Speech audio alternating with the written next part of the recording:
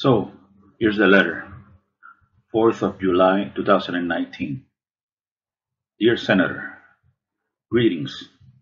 If you're holding this letter in your hands, that means that it was not intercepted. That's good. My name is Nisin R. Lopez. I'm a 43-year-old Cuban-American artist based in Miami, Florida. I am contacting you in order to denounce a hideous crime that is being perpetrated against me here in the United States of America. Contract stalking and electronic weapons assaults sponsored by corrupt folks in positions of power. Yes, I am a targeted citizen. I've been experiencing organized harassment sponsored by the authorities since January of 2011. This thing ruined my life. You might be saying to yourself, what exactly is organized harassment, right? Well, this is not easy to explain. One could say that contract stalking is bullying on steroids.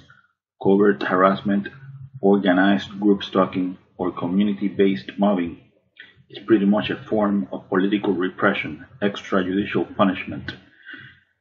Organized stalking is a secret program of the US government designed to destroy targeted individuals emotionally and psychologically through dark neuro-linguistic programming and negative aversive stimuli. We're talking here about a multi-layered interagency program. Law enforcement is behind this, the intelligence community is behind this, and contractors are behind this as well.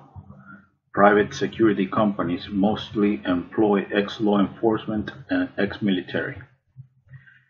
As far as the organized community harassment done to me, every single time I go out into the general public, the unjust systematic harassment is done by a group of people in an organized fashion using unethical means to torment, preoccupy, agitate, intimidate, and terrorize the isolated victim 24/7 no matter where he goes.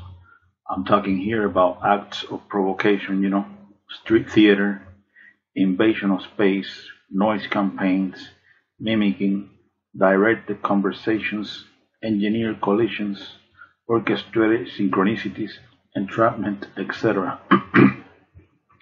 Obstruction of daily activities based on choice reference patterns. The target is exposed to a stressor outside the range of usual human experience. He is terrorized 365 days a year, 24/7. He is kept in a state of anxiety and hypervigilance until he finally breaks down after years of indescribable psychological abuse. Most victims of this program end up homeless, in jail, or in psychiatric institutions, isolated with no support system, in a state of functional disorientation, broken in spirit. So now, who are the agent provocateurs recruited by the authorities that constantly harass a targeted individual in an organized fashion? Well, they are called surveillance role players. They believe they are patriots and heroes serving a noble cause. They come from all types of social backgrounds. These mindless automatons are brainwashed into believing that the target is a really bad person, a terrorist, a murderer, or a sex offender, like a rapist or a child molester. These perpetrators, they are enlisted through community programs such as InfraGard, Citizen Corps, and Neighborhood Watch. We're talking here about a professional character assassination campaign, a clandestine civil-military operation. The command station for organized stalking is the fusion centers. Yes, the fusion centers. The primary fusion center in Florida is the Florida Fusion Center, Florida Department of Law Enforcement, which is located in Tallahassee. And the fusion center that is the closest to me, to my area, is the Homeland Security Bureau Southeast Florida Fusion Center, which happens to be the Fred Taylor headquarters for the Miami-Dade Police Department.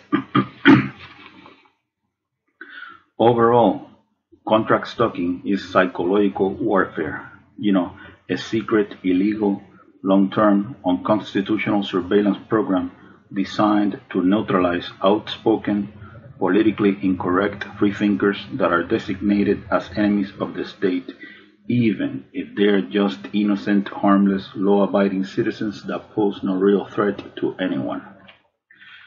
Keep in mind that the watch-listed individual is also subjected to directed energy weapons and other forms of prolonged psychological torture. I'm talking about mind control neuro weapons, remote neuro monitoring. The human test subject is implanted with highly advanced neuro nanotechnology that enables brain-to-computer interface integration completion. This secret technology of DARPA flavor enables the handlers to link the target's unique brain signature to their supercomputer. These are some of the things that they can do with this technology. This technology enables the handlers to read the target's thoughts verbatim in real time. They can tap into the optical nerve and into the auditory system. They can see what you see, and they can hear what you hear. This technology allows the handlers to map out all the target's emotional states, especially negative emotions like sadness, anxiety, fear, anger, etc. They can beam these emotions back into the target anytime.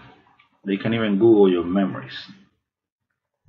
This technology can be used to implant words, phrases, images, and motion pictures into the target's psyche or natural stuff. The idea behind this is to make the target believe that those are his real thoughts when they are not, synthetic telepathy. This technology can be used to control dream cycles and sleep patterns. They can deprive the target of sleep. This technology can be used to control the muscle movement of the target, causing spasms. They can also inflict pain in any part of the body. This technology can be used to sexually manipulate the target. It can make the target feel sexual arousal, or it can sort of turn off the target's sexuality altogether. It can also be used to manipulate the hormones of the target, thus lowering and raising estrogen and testosterone levels in women and men respectively. This technology can also be used to eliminate the target with an artificial heart attack that generates no forensic evidence. Really amazing stuff, right? All the experiences of the subject are stored in a supercomputer that predicts behavior based on past choices. I think the ultimate end of this program is to create a digital clone of the target's brain. They basically got control over your thoughts, feelings, emotions, sensations, etc. Full spectrum dominance, So now, the leader of clandestine operations in the CIA, Elizabeth Kimber, she doesn't know anything about this nasty behavioral modification program. General John W. Raymond, commander of the Air Force Space Command, he doesn't know anything about satellite weaponry and microwave bullets. The director of the Defense Intelligence Agency, Robert P. Ashley. He doesn't know anything about neurosynaptic chips and trauma-based mind control. The Principal Deputy Director of National Intelligence, Susan M. Gordon. She doesn't know that targeted individuals are being forced to lash out. The Assistant Attorney General of the National Security Division, John Charles Demers, of the Department of Justice. He doesn't know about this legalized lawlessness. The Director of the FBI's Terrorist Screening Center, Charles H. Cable. He doesn't know this horrendous surveillance abuse is taking place. The Undersecretary of Homeland Security for Intelligence and Analysis, David J. Blow. He doesn't know anything about this black ops. Of course they all know this is going on. They got mainstream media on a leash so that they don't spill the beans.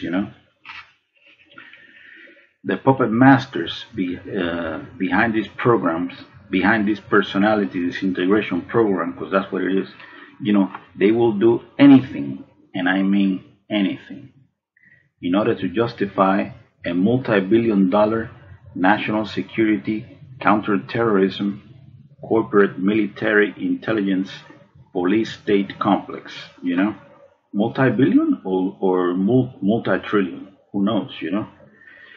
Think, for example, about how much money has been invested in projects like the brain research through advancing innovative neurotechnologies.